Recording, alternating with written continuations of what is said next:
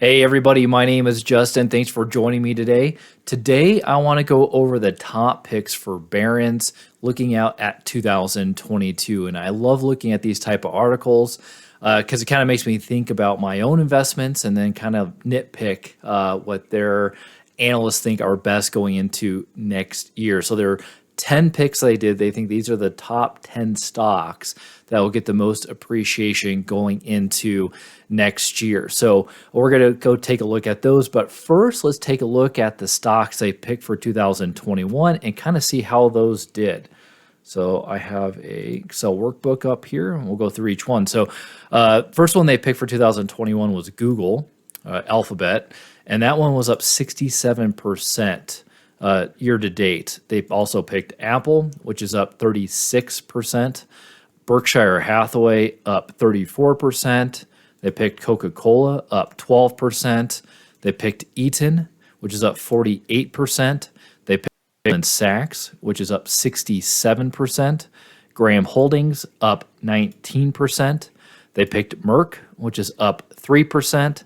They picked Madison Square Garden, which is down 22%, and then Newmont, which is up 1%. So if you average all of these out, it's about 27% year to date. And if you wonder, what that is compared to the market, S&P 500 was up almost 28%. So they just missed what the S&P 500 did year to date. And really the stock that kind of brought them down was this Madison Square Garden Entertainment company, which is interesting because that was on the magic formula list for quite a while. This is a company that basically broadcasts the New York Knicks, a lot of the other New York teams. And with the whole COVID situation, obviously people weren't going to games. The Knicks were not as good as what people were hoping to be. So I just didn't have as good of appreciation from that stock as I think that they were hoping for overall. But obviously Alphabet did awesome. Eaton did awesome as well. So let's go take a look at what they picked for 2022. We're going to go through each one of these stocks. I'm going to talk about why they picked each stock, and then I'll kind of give you guys my personal feeling on each stock and how I'm looking at. So let's go do that now. All right, so let's log into Ticker Terminal.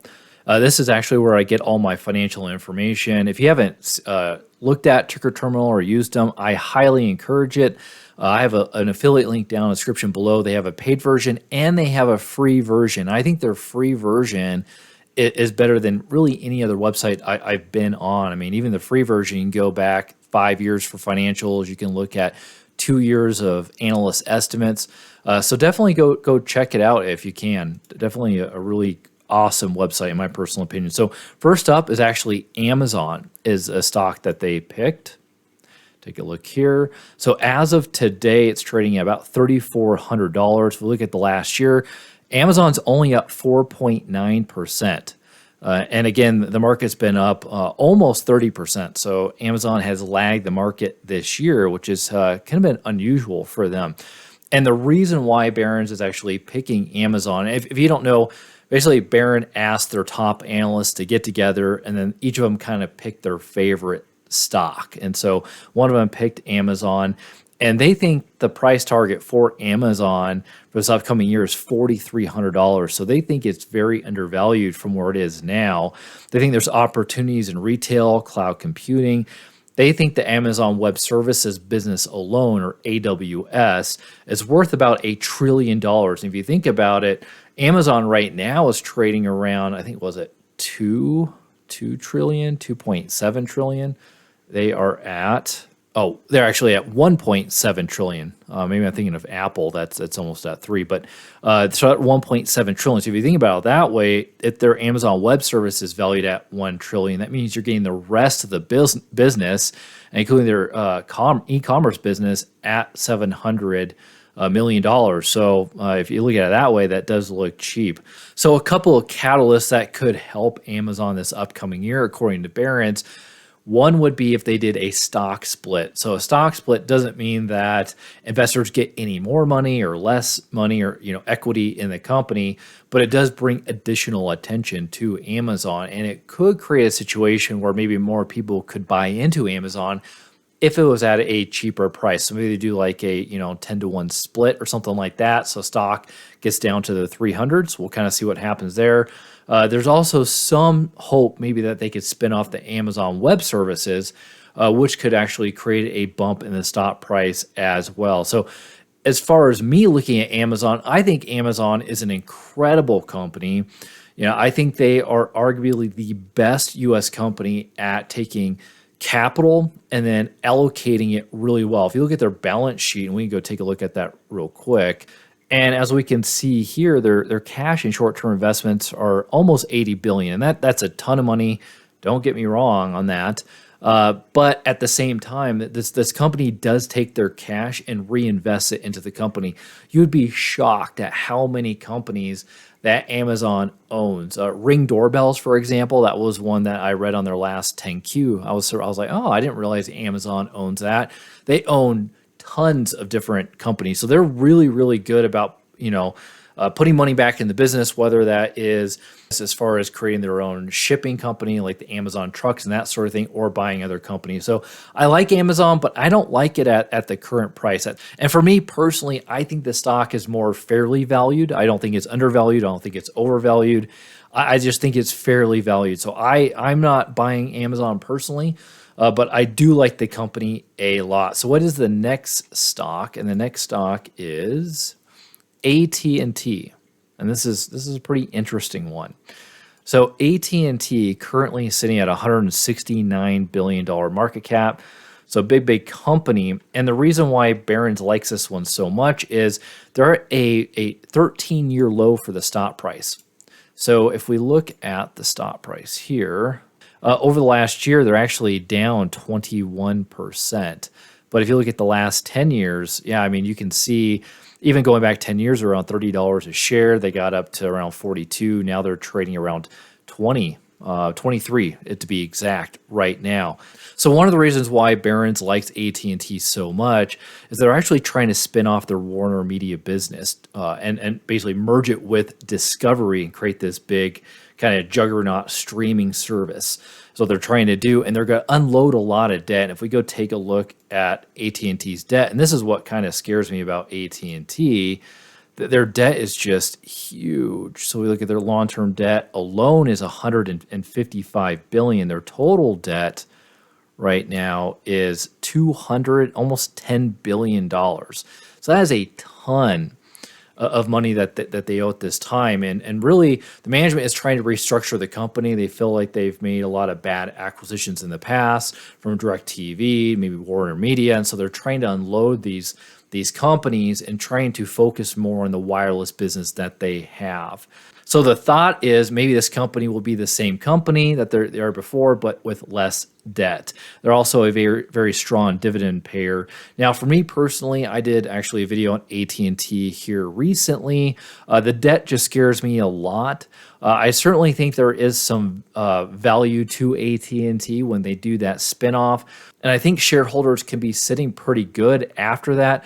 My concern about it is the debt, and I'm not so sure I like management all that much when I dug into it. But that's kind of how I feel. So it's a pass on me, but I can understand why people are buying into the company. All right, so next up, third company on the list is Berkshire Hathaway, and they specifically chose the A shares here, which are worth $443,000. So if you own one of those, throw it down in the comments section. That's be pretty impressive. All right, so this is Warren Buffett's company. Everybody knows Berkshire Hathaway over the last year. They're up 31%. So this is the one stock that was the carryover from their 2021 picks. They still think Berkshire has room to run here. So they think they have a very diversified revenue stream. They think they have a very strong culture in giving back to investors. And even right now, they're buying back a lot of shares. So Warren Buffett doesn't believe in dividends. And the reason for that is he feels that the company can allocate the money better than, say, just giving it to shareholders. And I would agree with him. If a company and management is really good at putting money back in the business or even buying back shares, that's the way to go than doing a dividend, because there's double taxation there. But what's crazy about Berkshire is, so right now, let's see, how much are they worth? They are worth about $657 billion. out of that 657 billion, their Apple stake alone is worth about 160 billion, if you can believe it or not. So what are kind of my thoughts on Berkshire Hathaway? I like Berkshire Hathaway a lot. What's interesting is if you look at the last 10 years, the stock has been up almost 300%. But compared to the S&P 500, for example, it has lagged the market significantly over the last 10 years. But the way Berkshire is kind of created, how Warren Buffett runs the company, long bull runs like we're in right now, Berkshire Hathaway just doesn't do as well. They tend to kind of hoard their cash, right? And they're kind of waiting for the market to drop to unleash their money. So they're sitting on over $100 billion worth of cash right now.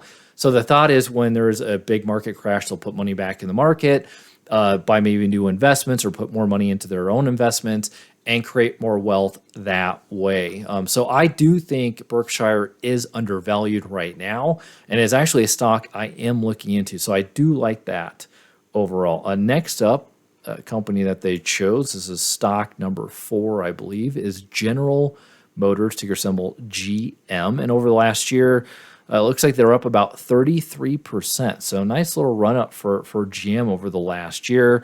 Right now, they're around an $80 billion market cap. The reason why Barron's likes GM, they think that the price target for GM is $75. And right now they're trading at $55. So that is 40% uptick from where they're at now. So they do think they have quite a bit of ways to run. And, they think they're really well positioned for electric vehicles. And that's kind of where the future is heading. Obviously, Tesla has been a complete beast in the market over the last year. Ford's making a transition to electric vehicles. Volkswagen, a lot of these cars are, but they feel that GM is in a very, very good place compared to their competition. What's interesting is that GM is about a tenth of the value of Tesla. And GM's management plans to essentially double their revenue by 2030. And they think in 2030, $90 billion of the revenue alone will be from electric vehicles. So what are my personal thoughts on GM? As far as electric vehicles go, I kind of actually like Ford. Obviously Tesla is the big one in the market, but I feel that Tesla is overvalued as it stands right now. Amazing company, but I think their stock is overvalued. I really like Ford, especially over the next couple of years, with the Ford Lightning that's coming out for 2022. And even there's someone at my work that test drove a bunch of different electric vehicles, and he ended up actually choosing the Ford Mustang. I think the Mach 3, I think is what they call it. But that's what he chose. So I think actually Ford is in a really good position as well. So it'll be interesting to see over the next few years who kind of battles and wins as far as the U.S. automakers there. All right, so next up, and I thought this one was pretty interesting. I didn't expect this one to be on the list, but it's Hertz. And this one kind of surprised me. So right now they're trading around $8 a share. So Hertz is a rental car company. So Avis and Hertz are the biggest ones in their business. Hertz actually just came out of bankruptcy here in the last 6 months. Barron thinks their price target is around $30. So that is about a 3.5x from when they're at right now. They purchased around 100,000 Teslas here in the last few months. Unless you've been under a rock, there's been all kinds of ads on TV around that. And so they think they're in a really good position going into the future to gain a lot of that market share. And they also did a deal with Carvana to sell used cars. So kind of what's my thought about this? I personally just don't like this business. I don't like the rental car business in general. Not to say Hertz or Avis can't do well, but I just don't think the upside for this is there. And Barron's did say that a lot of these are value type picks. But if you look at the situation, and they went through bankruptcy, they got rid of a lot of debt. Maybe they're in a better position now. But for me personally, I just don't like the industry. So for me, it's not something that I'm super interested. Now the next one up is IBM. So International Business Machines Corporation, ticker symbol IBM. So this was kind of interesting. So over the last year, it's only up 1.5%. And the reason why Barron's likes this, they feel like it's been a forgotten stock. And obviously, it's been pretty much flat the last year. Let's see, over the last 3 years, it's only up, 4%. The last 5 years, it's down 25%. So yeah, definitely a forgotten stock. Investors have bailed out of this one for the most part of the last 5 years. But Barron's really likes the CEO. They actually compared him to the CEO at Microsoft. They even compared IBM, saying that it's kind of a Microsoft junior. And they think that there's going to be a lot of tailwinds to this company going into 2022. They said they're refocused on cloud and artificial intelligence. For me personally, it does look like it's an inexpensive stock because it's trading around 11 PE. But I just look at them and the competition, and I just have a hard time believing that IBM is going to take away any kind of market share from, say, a Microsoft or even like a Google. So for me personally, it's one that doesn't really pique my interest by any means. If we go take a look at their financials real quick, I'd be kind of curious to see where they're at from a balance sheet perspective. So cash, they're around $8 billion. We should probably take a look. So they're around $114 billion market cap. That's a pretty big company. So only having around $8 billion in cash, that's not very much. Where are they at as far as long-term debt goes? So they're around $46 billion. Yikes. Yeah, definitely a pass for me. That's a lot of long-term debt versus cash. So definitely a pass for me. All right, so now let's talk about the next one. That's Johnson & Johnson, J&J.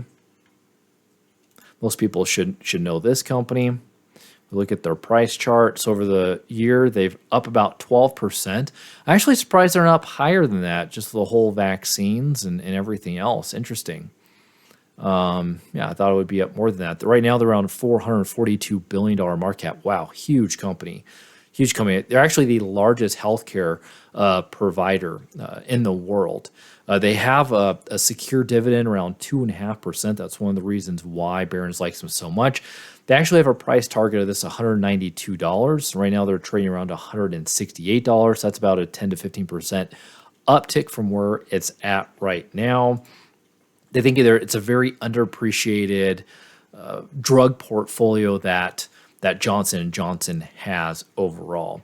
They're looking to expand their pharmaceutical companies by at least 5% each year for sales, and they have a AAA credit rating. So for me personally, I think this is an amazing company.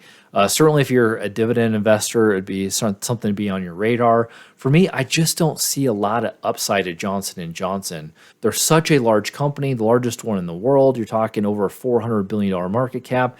I mean, to move their sales number is going to be a monumental type process, and just something for me, not something I'm all that interested.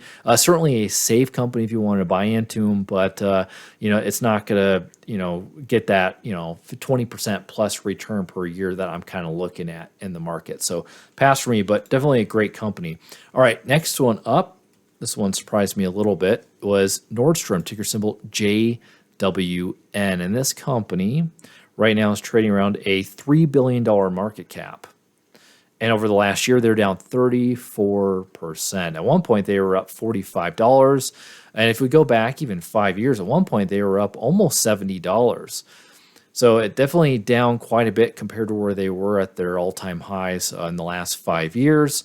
And the reason why Barron's likes Nordstrom so much, they think they're actually worth $46 a share. So they think we're double where they're at right now, which is pretty interesting. They think this is a cheap play on the high-end retail, only trading at 10 times their earnings. 40% of their sales are online, and it's family controlled. For me personally, I actually like Nordstrom's a lot. I actually bought Nordstrom's last year. I ended up actually 3xing my money on Nordstrom's. I really like their management team a lot. Last year when I looked into them, the market really thought they were kind of going the same direction as like a JCPenney or an Neiman Marcus that went bankrupt, but they had almost $1 billion of cash on their balance sheet. And at that time, they were worth about, I think it was a $2 billion market cap, $1.5 billion market cap, something like that. So that was kind of easy money, I thought. But I'm digging back into this company again. I do like them a lot, and I think this could be a very, very interesting play over the next year or two. So I do like this one. Next up, let's go talk about Royal Dutch Shell, RDSA.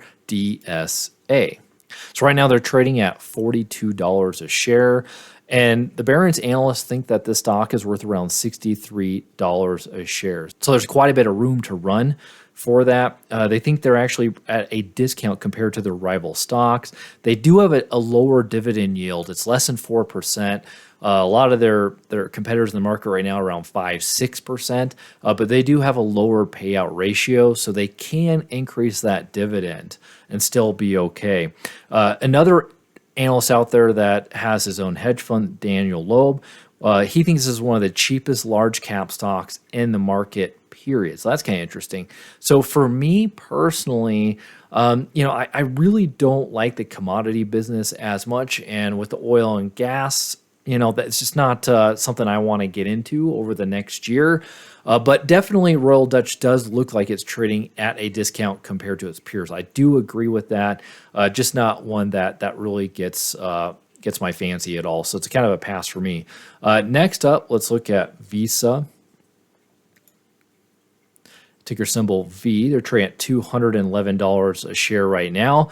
Barron's analysts think it's worth around $280 a share. So you're talking, 30-40% down for where they think it should be over the last year. They're only up 1.7%, which is interesting for Visa. I mean, you look at that 5-year chart, they're up 170% overall. So, Visa is one of those companies that I think is kind of a B stock. I mean, every year it seems to be going up, 15%. So interesting that it's only up 1% over the last year.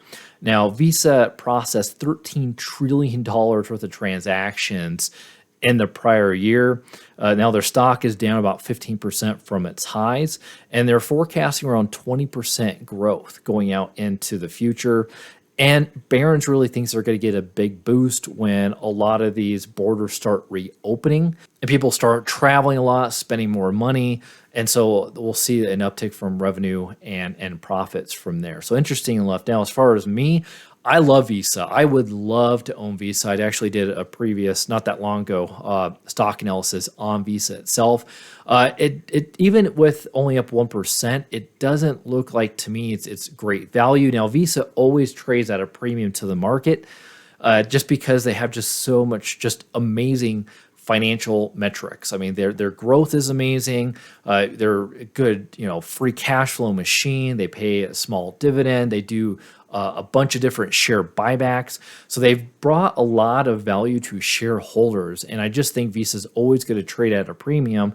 So it just kind of depends on when to buy in. And maybe today is a good time to buy in. For me, I'm passing on it. I just don't think it's of really great value compared to historical means. And you can go check out my video if you want to. But it's a pass right now, but it is on my watch list. If we ever have a huge pullback in the market, this would definitely be one that is on my list to buy for sure. All right, so that was all 10 stocks. I mean, I would love to hear from you guys. Do you own any of these stocks? What is a stock that's not on here that you think is going to do really well for 2022? For me personally, if I had to pick one stock on this list, and that would be hard for me, but I think I would have to actually lean towards Berkshire Hathaway. I'm a long-term investor. I'm a value investor. And how I look at Berkshire is I do think right now the market is fairly valued to overvalued. I do think we're due for a kind of market crash. I do think whether we're going to go into a recession or not, I think inflation that's going on right now is going to increase interest rates going into the future, which is going to hurt the stock market. I think Berkshire is in a very great place right now to unleash a lot of money into the market, buy new funds, or put more money into their funds. And I think over the next 5 or 10 years, I think Berkshire is going to do very, very, very well. So that's the one I would pick. But I'd love to hear from you what you would like to pick on this list out of the 10. So thank you so much for watching. I really appreciate it. I'll catch you guys on the other side. Take care and God bless.